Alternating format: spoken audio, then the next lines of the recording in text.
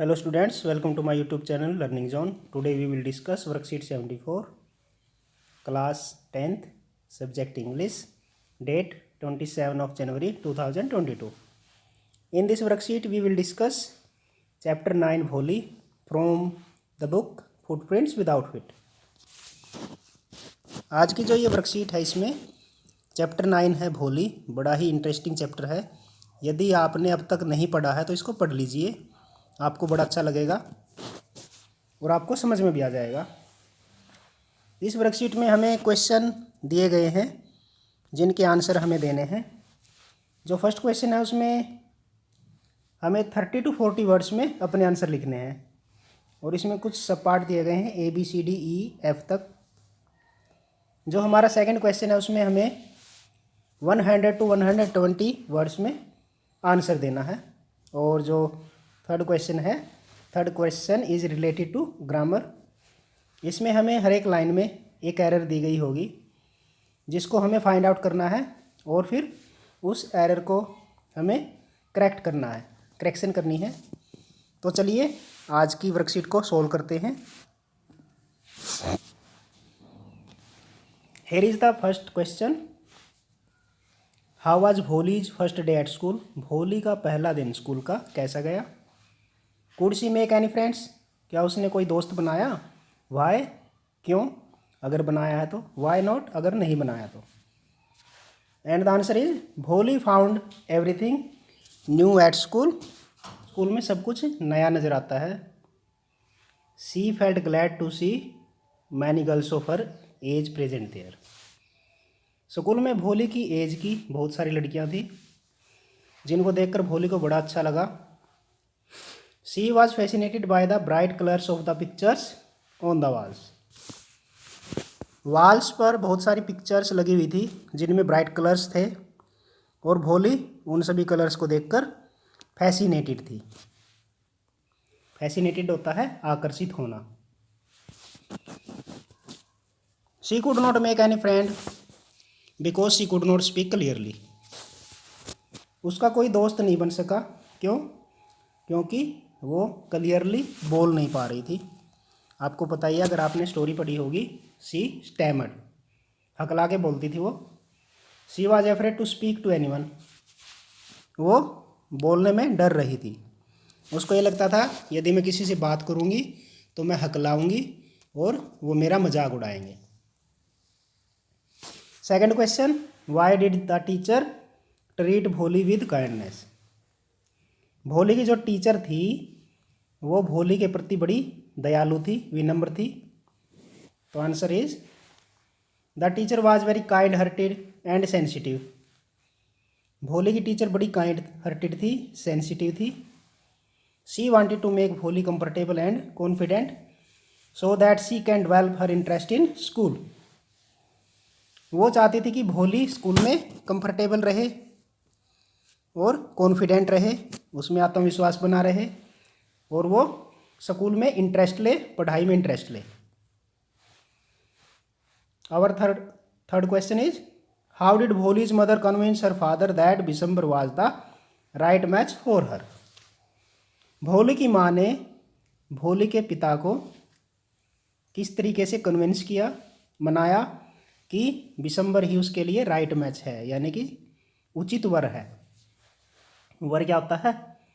दूल्हा, ग्रूम बोलते हैं इंग्लिश में।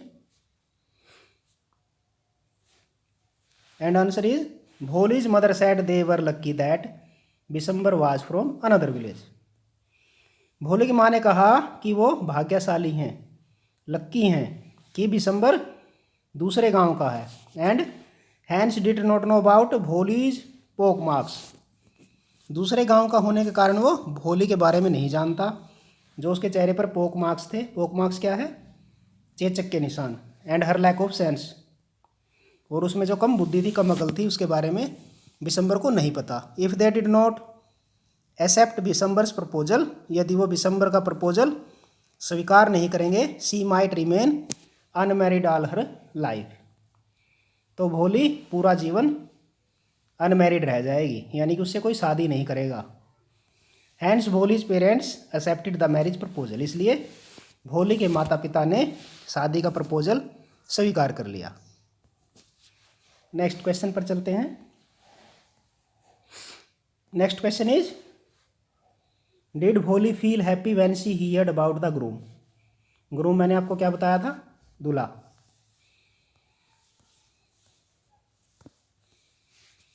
डिड भोली feel happy when she heard about the groom? जब भोली ने दूल्हे के बारे में सुना तो क्या वो खुश हो गई? Why did she agree to marry him? और वो उससे शादी करने के लिए तैयार क्यों हो गई? एंड आवर आंसर इज, भोली did not react in any way. भोली ने किसी भी तरह का कोई रिएक्शन नहीं दिया, यानी कि ना तो उसने खुशी दिखाई ना ही उदासी दिखाई। When she heard about the groom, जब उसने दूल्हे के बारे में सुना।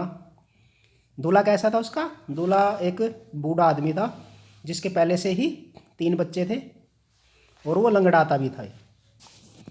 उसके माता पिता इसलिए उसकी शादी कर रहे थे क्योंकि वो अमीर था और भोली के चेहरे पर चेचक के निशान थे। उनको ये डर था कि कोई हमारी बेटी से शादी नहीं करेगा।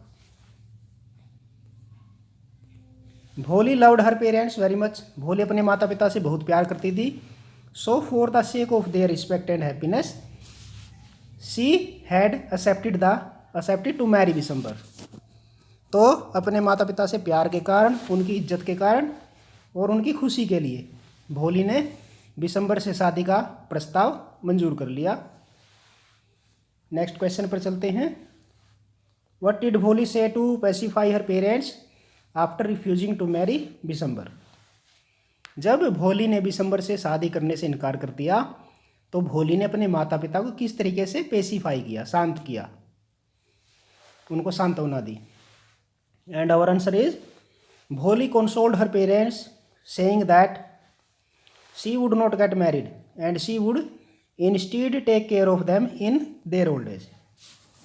भोली ने अपने माता पिता को सांत्वना दी, उनको समझाया कि वो शादी नहीं करेगी और वो उन्हीं के पास रहकर जब वो बूढ़े हो जाएंगे तो उनकी देखभाल करेगी। She also told her parents that she would teach the students in the same school. उसने अपने माता पिता को यह भी बताया कि वो उसी स्कूल में पढ़ाएगी जिस स्कूल में उसने शिक्षा प्राप्त की थी। Where she learned so much, जहाँ उसने इतना सारा सीखा था। नेक्स्ट क्वेश्चन पर चलते हैं। Next question is, Sulekha did not stammer while talking back to her aunt. जब उसकी आंटी ने सुलेखा को धमकाया तो सुलेखा ने पलटकर उसको जवाब दिया था, और जब उसने जवाब दिया तो वो स्टैमर, डिड नॉट स्टैमर, हकला नहीं रही थी। What brought about this transformation? इस बदलाव का क्या, इतनी कॉन्फिडेंट हो गई वो? Answer is, Bholi was no longer a mentally weak simpleton. अब भोली मानसिक रूप से कमज़ोर नहीं रही, अब वो मानसिक रूप से स्ट्रॉन्ग हो गई थी। She had grown to be a confident, learned, self respecting and a bold girl. अब वो एक कॉन्फिडेंट यानी कि आत्मविश्वासी, लर्नड पढ़ी लिखी, सेल्फ रिस्पेक्टिंग अपनी रिस्पेक्ट करने वाली, एंड ए बोल्ड, बोल्ड क्या होता है? बहादुर, साहसी, साहसी लड़की बन गई थी। Neither she stammered nor was she afraid of rebelling against the wrong. अब ना तो वो हकलाती थी और ना ही गलत के विरुद्ध बोलने में झिझकती थी, यानी कि डरती नहीं थी, वो गलत का विरोध करने में वो सक्षम हो गई थी। नेक्स्ट क्वेश्चन पर चलते हैं। Our next question is, answer the following question in 100 to 120 words. इसका हमें आंसर देना है 100 से 120 वर्ड्स में। And the question is, compare Bholi's teacher with your favourite teacher. आपको भोली के टीचर की तुलना करनी है अपने फेवरेट टीचर से। And mentioning 3 similarities and 1 difference. आपको उसमें 3 समानताएं बतानी हैं, 1 डिफरेंस बताना है। How has this teacher made a difference in your life, और उस टीचर ने आपके जीवन में क्या बदलाव लाया। Explain with an example, example देना है। तो चलिए इसका आंसर करते हैं।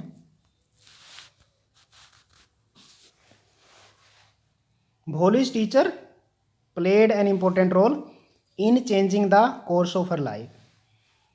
भोली के जो टीचर थी उन्होंने भोली के जीवन में एक चेंज ला दिया था, क्रांति ला दी थी, जिससे उसका जीवन पूरी तरह से बदल गया था। हर नेचर वाज काइंड, जो भोली की टीचर थी उसका नेचर कैसा था? काइंड था, दयालु था, फ्रेंडली था and polite. Which touched her heart, जिसने भोली के दिल को छू लिया था।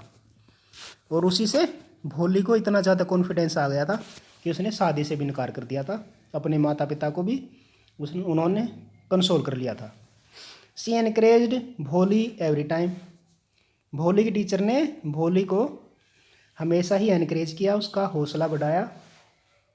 She transformed her into A confident person, उसने भोली को एक कॉन्फिडेंट पर्सन में बदल दिया था। Who could read write and speak clearly, जो कि अच्छे तरीके से पढ़ सकती थी, बोल सकती थी, लिख सकती थी।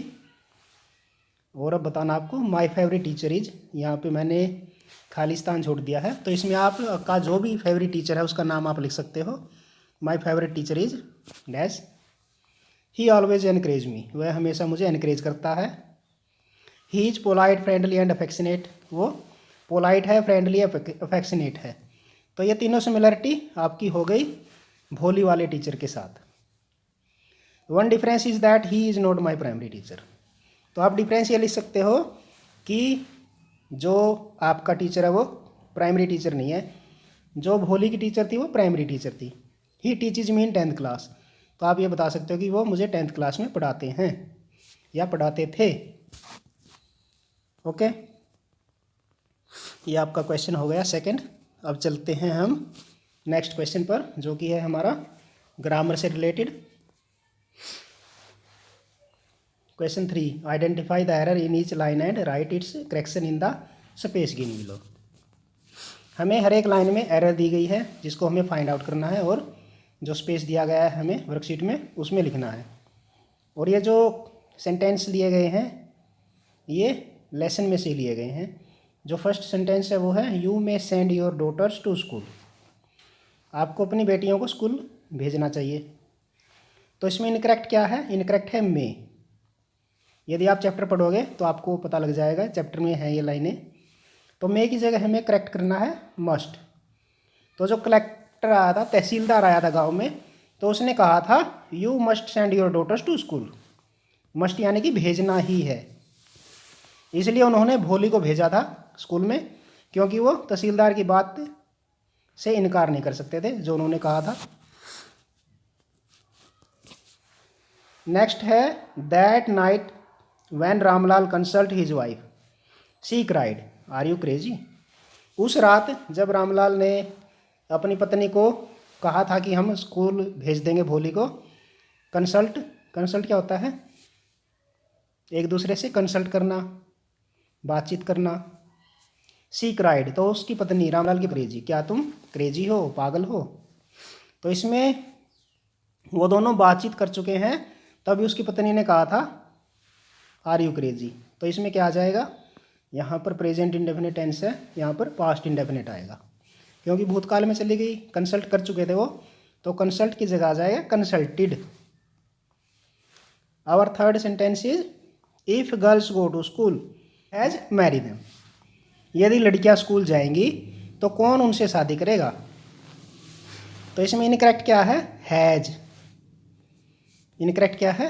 हैज, क्योंकि ये जो हमारा पार्ट है कंडीशनल सेंटेंस है, ये इसका जो ये पार्ट है इसमें हमें फ्यूचर टेंस लगाना है। तो इसमें हैज की जगह आएगा विल। क्या जाएगा? Will. Who will marry them, if girls go to school who will marry them. यदि लड़कियां स्कूल जाएंगी तो उनसे शादी कौन करेगा? तो ये बहुत पुराने टाइम में हमारे जो समाज था उसकी धारणा थी, लड़कियों का स्कूल जाना अच्छा नहीं समझा जाता था। और आजकल लड़कियां कमाल कर रही हैं, हर एक क्लास का जब भी रिजल्ट आता है तो वो हमेशा टॉप पर आती हैं। तो ये आज की वर्कशीट कंप्लीट हो गई है। अब प्लीज़ सब्सक्राइब माय चैनल।